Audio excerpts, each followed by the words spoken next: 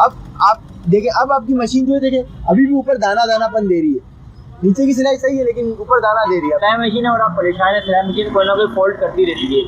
तो अब आपको परेशान होने की कोई बात नहीं। अगर आपकी सिलाई मशीन में कोई फॉल्ट है आप हमें कमेंट सेक्शन में जरूर बताएं, आपके लिए जरूर वीडियो बनाएंगे। जिससे कमेंट आया हुआ है ऊपर की टेंशन की सेटिंग कितना लूज और टाइट होनी चाहिए, या बॉबिन कितना लूज होना चाहिए, धागे की सेटिंग भी बताएं प्लीज।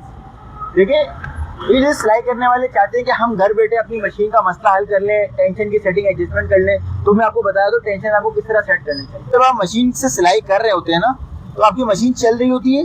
देखिए अक्सर मशीन चलते चलते जो है ना ऊपर टांके में फिनिशिंग नहीं आ रही होती, ऊपर दाना देना जैसा हो रहा है, जैसे नीचे फिनिशिंग वाली सिलाई है, ऊपर देंगे फिनिशिंग नहीं है, हल्का हल्का दाना है। अगर ऊपर हल्का हल्का दाना है तो देखिए उसका पहले हल्का आपने ये करना है, इसको बॉबिन इसके टेंशन को आपने लूज करना है थोड़ा सा, और यहाँ से आपने चेक करना है। ये देखिए फिनिशिंग नहीं आई, अभी और लूज करना है।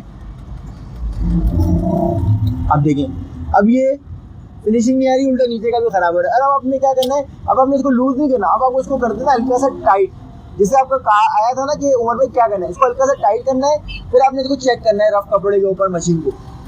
अब आप देखिए अब आपकी मशीन जो है देखें अभी भी ऊपर दाना दानापन दे रही है। नीचे की सिलाई सही है लेकिन ऊपर दाना दे रही है। अब आपने मशीन को करना है ऊपर, बॉबिन के इसको निकालना है बाहर।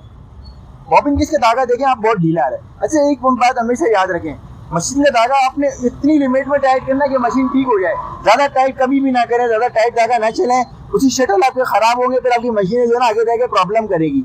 अब देखिए इसको हमने दरमियाना टाइट करना है, हमने चेक करना है क्या ये सही टाइट हुआ नहीं हुआ।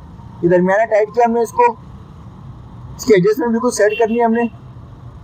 अब देखिए धागा बिल्कुल एक्यूरेट हो गया हमारा। अब हम इसको लगाकर आपको चलाकर दिखाते हैं। अब देखिए अब जो मशीन पहले आपकी ऊपर दाना दे रही थी ना, अब उसकी सिलाई देखें कितनी प्यारी हो गई। देखें अब टांके की फिनिशिंग आप चेक कर सकते हैं, सिलाई की फिनिशिंग चेक कर सकते हैं आप।